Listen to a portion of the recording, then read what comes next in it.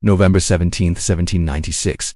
The Winter Palace in St. Petersburg falls silent, as the most powerful woman in Europe draws her final breath. Within hours a lie begins to spread, a lie so vile, so impossible, so perfectly designed to destroy her that it will outlive empires themselves. This is the story of how Catherine the Great was murdered twice, once by her own failing body, and once by a rumor that would echo through centuries, turning one of history's most brilliant minds into its most grotesque punchline. Before she became the scandal that would define her, before the whispers and the cruelty, Sophie Friedrich August von Hohenzollern was nobody. Born on May 2, 1729, in the German city of Stettin, she entered a world that had no throne waiting for her, no destiny carved in stone. She was the daughter of a minor prince, destined for an unremarkable marriage and an unremarkable life. But Europe's chessboard was shifting, and in 1744, when she was just 15 years old, Empress Elizabeth of Russia selected her as a bride for the heir to the Russian throne. The boy's name was Peter. He would one day become Peter III, and he would prove to be catastrophically unfit to rule. But none of that mattered yet. What mattered was that young Sophie understood something profound. Russia would not bend to her. She would have to become Russian. She traveled across frozen landscapes to a foreign court where everything was alien. The language, the religion, the customs, all of it threatened to swallow her whole. But Sophie was a survivor in ways no one yet understood. She converted to Russian Orthodox Christianity and took the name Catherine.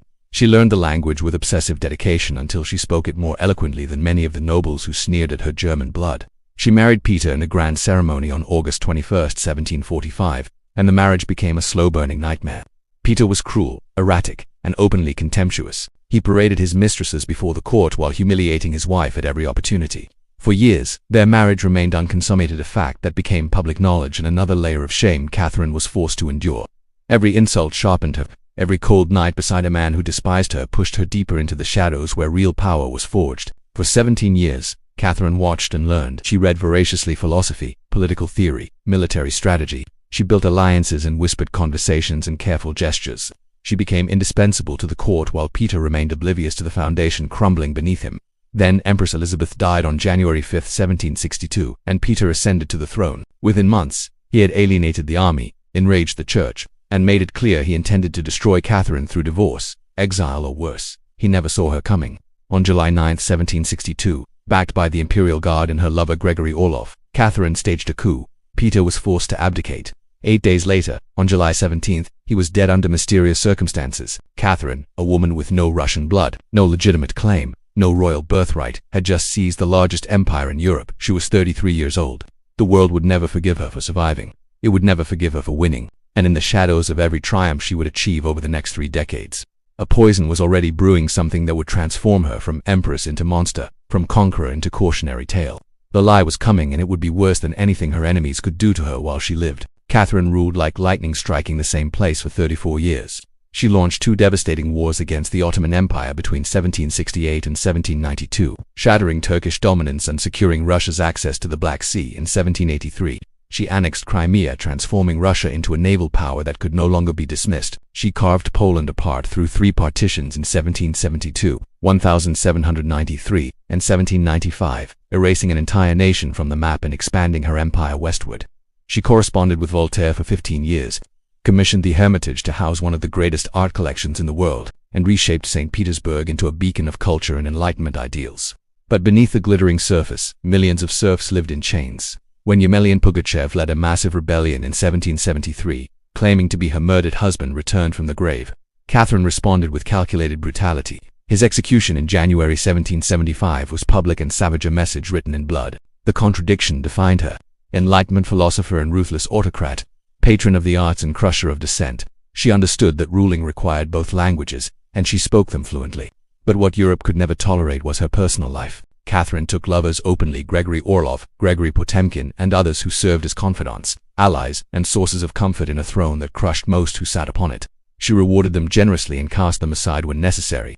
Kings had done this for centuries, but Catherine was a woman, and women were not allowed to behave like conquerors. The whispers began long before her death, stories of depravity, insatiability, recklessness. Her enemies crafted a narrative that ignored her brilliance and focused entirely on the body they believed had no right to wield such power. Then came November 16, 1796. Catherine collapsed in her private bathroom, struck by a massive stroke. Servants carried her to bed, where she drifted between consciousness and oblivion. Doctors documented everything: the symptoms, the witnesses, the timeline. On November 17th, she died. It should have been the end. It should have been a state funeral and a legacy secured. But her son Paul, bitter and resentful, refused to defend her memory. And in that silence, the lie found fertile ground. It began in France, in the salons of those who despised her for opposing their revolution. It spread through the courts of Europe where defeated rivals nursed grudges sharper than blades.